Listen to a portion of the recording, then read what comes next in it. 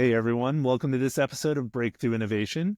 With us today is Balaji Soundararajan, who is a seasoned technology executive, thought leader, and change catalyst.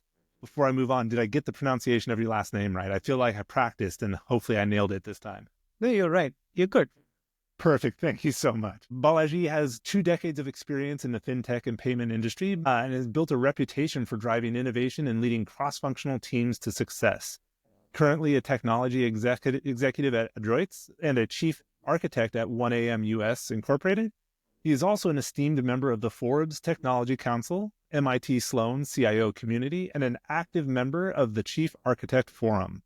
Balaji specializes in building software systems engineered to perfection, fostering a culture of collaboration, and leveraging emerging technologies like AI and automation to create scalable, impactful solutions.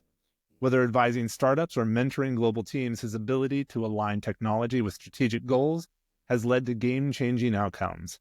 Today, Balaji will share his insights on scaling startups, overcoming resource challenges, and shaping the future of technology-driven innovation. Balaji, I'm super excited to have you on the show. I think we're going to have a great conversation.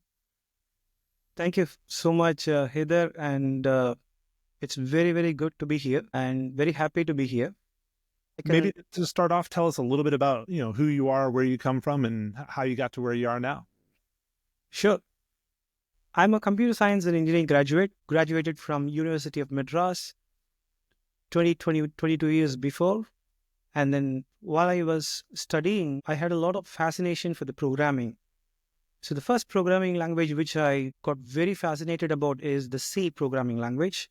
And I used to write programming like overnight, sit at 9 o'clock and do it till 3 o'clock in the morning. That's where I become really, really crazy about all these thinking. It was very fascinating because whatever you program, the computer is going to respond the same way. So that has excited me. That's my first journey. And then after my engineering degree, then I joined a small company.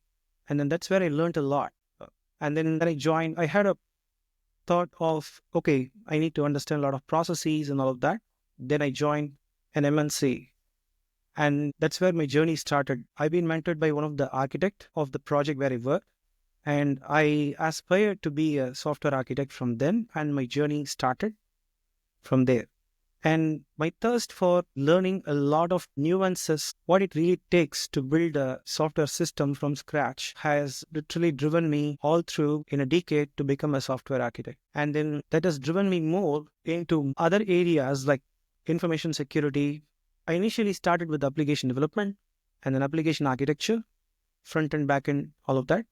Then I slowly embarked on the other areas like information security, data engineering, and then support and all other areas. And then after some point, it's there for everyone, every senior technology professional in the industry. I hit a point where let's try something on our own. So that's where I did a startup with one of my friends. It's a small social media application idea.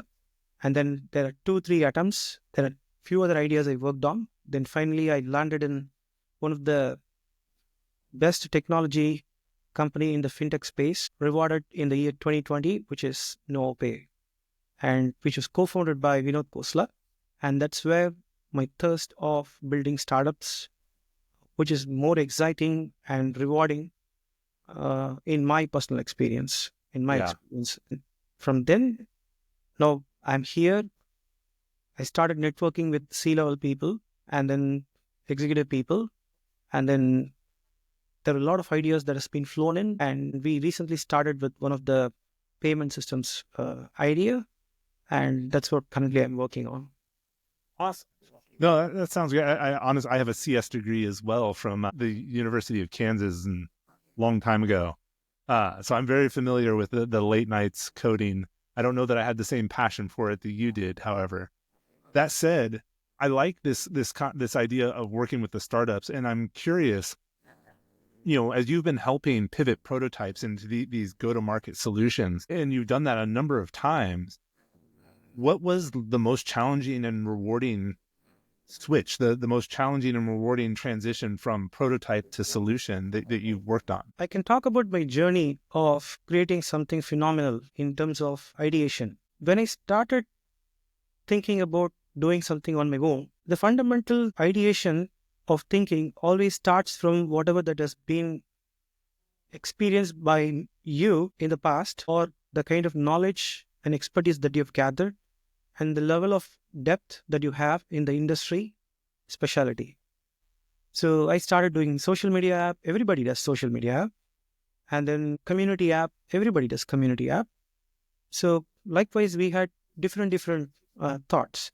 And then when I really thought about, okay, we need to take a problem that is mostly not solved in the industry, and then it has been kept open for some years, which is always a sweet spot for all the startups, but no one has really made a mark.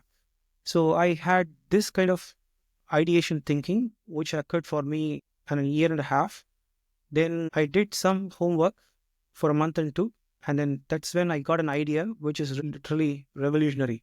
So which I'm actually going to patent. I've already done. So I would say when we really have to ideate and do a prototype, we are always influenced by wishful thinking, where we need to make profits, we need to make something which everybody likes, we need to make something after this particular point of time, it should actually make this much progress, revenue, goals, and all that. But starting from first principles thinking, what is the purpose of this idea, and why, and what particular problem this really solves? And that really matters. So when I started with that thinking, I call it first principles thinking. There are different definitions for first principles thinking, but I call it as something which is non-negotiable and which is more purpose-driven and that solves and make a difference at scale. So before even we do a prototype and go to market, ideation is very important. So that's where a startup can be decided as whether it will be successful or not. When you start down that ideation path, how do you involve the customer or the humans involved in ideation? So an idea is like a small baby. So we need to grow it with more experts, giving them the thought and the problem statement to expand and elaborate on that more. So when we do an ideation, the core problem statement should be really solid, and that should have a specific industry problem to solve. Right. It shouldn't be a common man or consumer product or anything like that. It should really solve a problem that is, in fact, in turn, that will actually impact the consumers, basically. Right. So almost like second order impacts for the consumer. And then the reason why I'm saying this is we are in an age where we have all established systems. We have all big giants who has already done a lot. So I'm telling this ideation in the modern age of artificial intelligence. What really makes somebody to start a company and then become really successful, and how they have to do the ideation. So typical consumer problems are all there around. A lot of tools, a lot of accelerators. People build frameworks. People build utilities. Most often we do an enabler concept. There is something called enabler or accelerator. Basically, you build a product which is not really solving a core industry function. Rather than it's an accelerator or tool that can be used in the industry. Right. For example, reporting tool. For example, analytics tool. And then you have chat messengers. And then these are all not industry focused. This can be used in any industry function. Right. But when you take a financial services industry or payments industry, then if you go deep dive, one of the major problem is the fraudulent transactions. The frauds and risk of losing money is basically the burning problem on the floor. And how do we solve that is that's one of the problem statement I'm saying. How do you really solve that at scale for the industry? And the industry is already with higher technology, everything. And how do you really solve that? And so a lot of what you're saying is find the problem that no one else is solving that has some form of economic value within an industry. Absolutely. Focus on that, iterate and innovate around that to build something fast and learn in the process, and then just keep going as you scale. Right. And then prototyping, all other things, it's going to be very, you have books, everything is available. So you do a prototype and then you attract funding. So you have marketplace, you can meet venture capitalists, investors, or you can invest on your own. So all those process we pretty much have in the market. What is the underlying problem that we solve? That needs to be solved in the ideation. And then all of the things are very straightforward processes, and we can adopt any particular methodology for the product development or platform development, whatever we are building as part of the startup.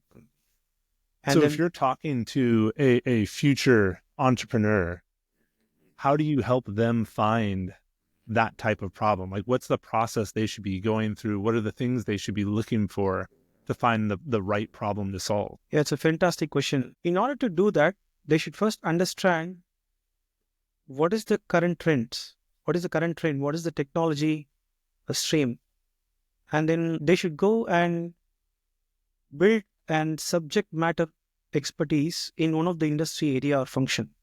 I would always recommend somebody who want to do an entrepreneurship at this particular time, in this particular age, take a focus area, industry function focus area. For example, insurance industry. And in insurance industry, what are you going to go a little deep dive into a part and then take a small subject area and then find out the problem statement which is still not solved or which very less amount of marketplace or there in that space. I call it as niche skill and the niche function.